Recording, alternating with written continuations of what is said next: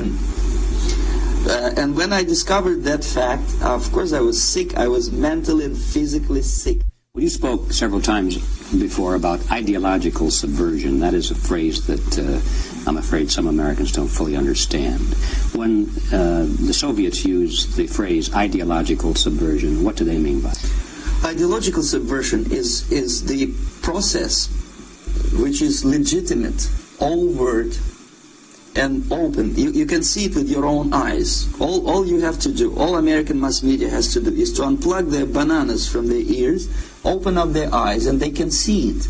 There is no mystery. There is nothing to do with espionage. I know that espionage intelligence gathering looks more romantic. It sells more deodorants through the advertising, probably. That's why your Hollywood producers are so crazy about James Bond type of thrillers. But in reality, the main emphasis of the KGB is not in the area of intelligence at all. According to my opinion and opinion of many defectors of my caliber, only about 15% of time, money, and manpower is spent on espionage as such. The other 85% is a slow process which we call either ideological subversion or active measures, активные мероприятия in the language of the KGB, or psychological warfare.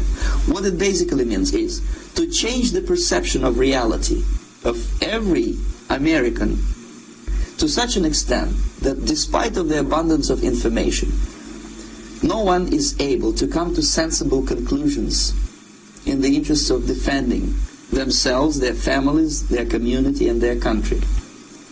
It's a great brainwashing process which goes very slow, and it's divided in 4 basic stages. The first one being demoralization. It takes from 15 to 20 years to demoralize a nation. Why that many years? Because this is the minimum number of years which requires to educate one generation of students in the country of your enemy, exposed to the ideology of the enemy. In other words, Marxism-Leninism ideology is being pumped into the soft heads of at least 3 generations of American students without being challenged or counterbalanced by the basic values of Americanism, American patriotism. The result you can see. Most of the people who graduated in the 60s, dropouts or half-baked intellectuals, are now occupying the positions of power in the government, civil service, business, mass media, educational system. You are stuck with them. You cannot get rid of them. They are contaminated. They are programmed to think and react to certain stimuli in a certain pattern. You cannot change their mind, even if you expose them to authentic information, even if you prove that white is white and black is black. You still cannot change the basic perception and the logic of behavior. In other words, these people, the process of demoralization is complete and irreversible. To get rid of society of these people, you need another 20 or 15 years to educate a new generation of patriotically minded and common sense people who would be acting in favor and in the interests of United States society. And yet these people who've been programmed and, as you say, in place, and who are favorable to an opening with the Soviet concept, these are the very people who would be marked for extermination in this country? Most of them, yes. Simply because the psychological shock when they will see in future what the beautiful society of equality and social justice means in practice, obviously they will revolt. They will be very unhappy, frustrated people, and the Marxist-Leninist regime does not tolerate these people. They will join the links of dissenters, dissidents. Unlike in present United States, there will be no place for dissent in future Marxist-Leninist America. Here you can get popular like Daniel Ellsberg and filthy rich like Jane Fonda for being dissident, for criticizing your Pentagon. In future, these people will be simply squashed like cockroaches. Nobody is going to pay them nothing for their beautiful, noble ideas of equality. This they don't understand, and it will be greatest shock for them, of course. The demoralization process in the United States is basically completed already. For the last 25 years. Actually, it's overfulfilled, because demoralization now reaches such areas where previously not even Comrade Andropov and all his experts would even dream of such a tremendous success.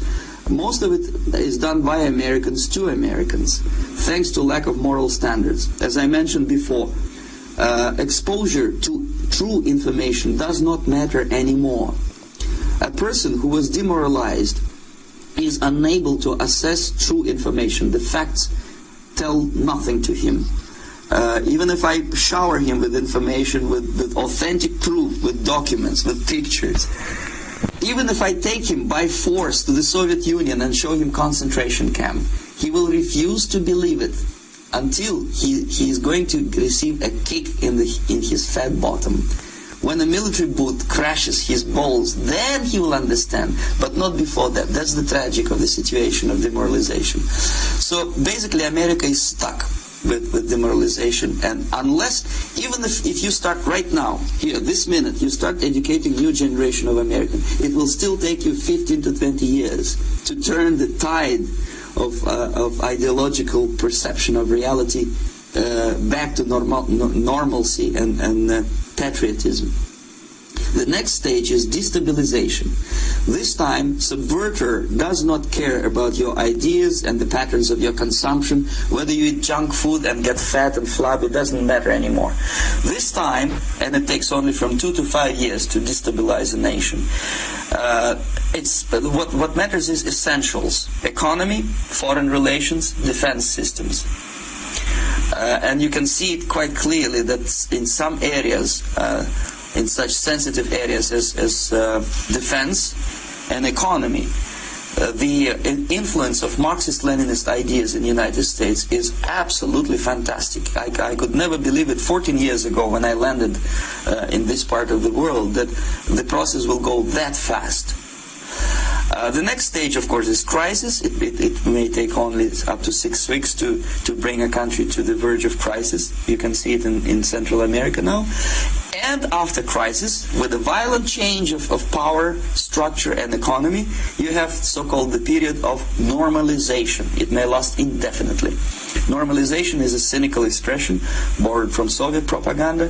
When the Soviet tanks moved into Czechoslovakia in '68, Comrade Brezhnev said, "Now the situation in brotherly Czechoslovakia is normalized."